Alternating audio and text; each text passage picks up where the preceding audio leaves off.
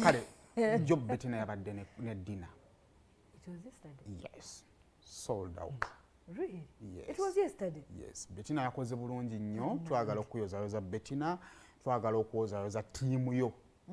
Gye wakoze nayo olunaku olw'eggulo. This was beautiful. Omanyi omuyimbi buli bw'alowooza kukola concert alina okulaba ku bantu.